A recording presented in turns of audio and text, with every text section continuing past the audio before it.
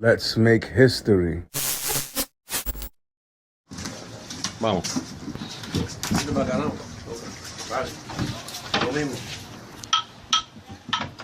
Now this place behind me is called Casablanca.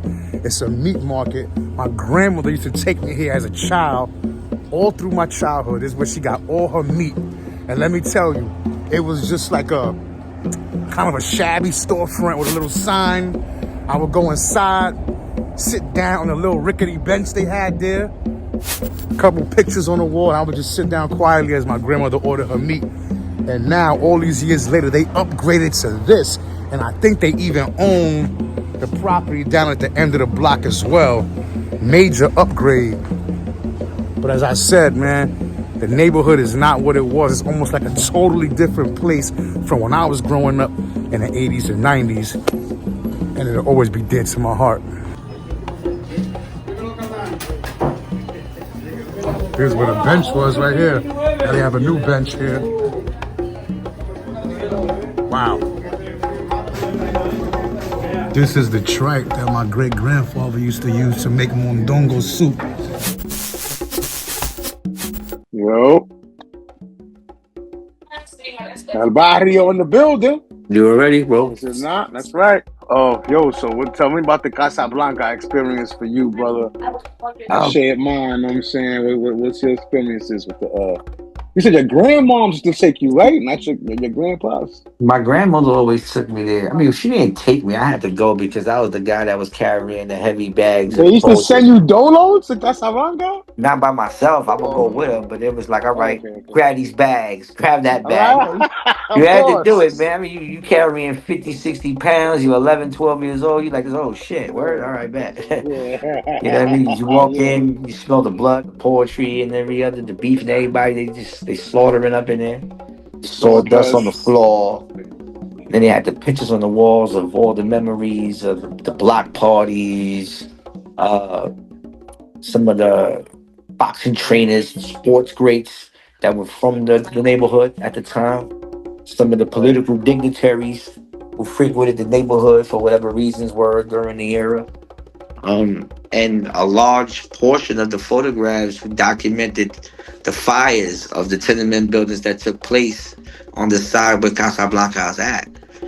Right. So, I remember that was a vacant lot, like for a long time. man, I remember going in the buildings, in those buildings, the last two buildings that stood on 110 and Park Avenue, the northeast side of Park Avenue. The two buildings that still stood there, I remember going up on them roofs in the early 80s, man, pigeons and shit like that.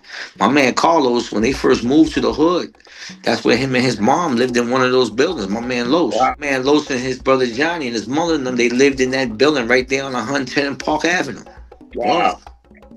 This is going back early 80s, you know what I'm saying? This is Yeah, man. some time back. And then That was the era. the buildings, they burned them. Somebody put flame to it.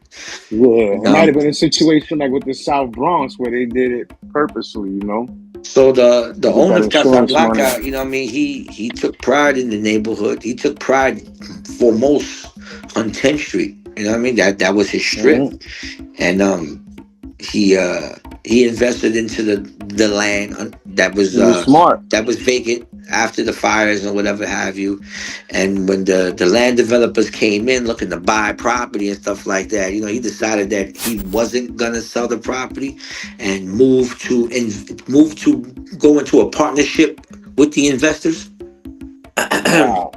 And I mean, it turned out great. I mean, look what it looked like today compared to what, um, the 10, 15 years when we was growing up in the barrio, we saw a vacant lot and burnt out building. Right. Today, All day. today, the people coming up or the newcomers who just moved into the neighborhood, they're getting a total contrast to what we had to live with growing up in the hood.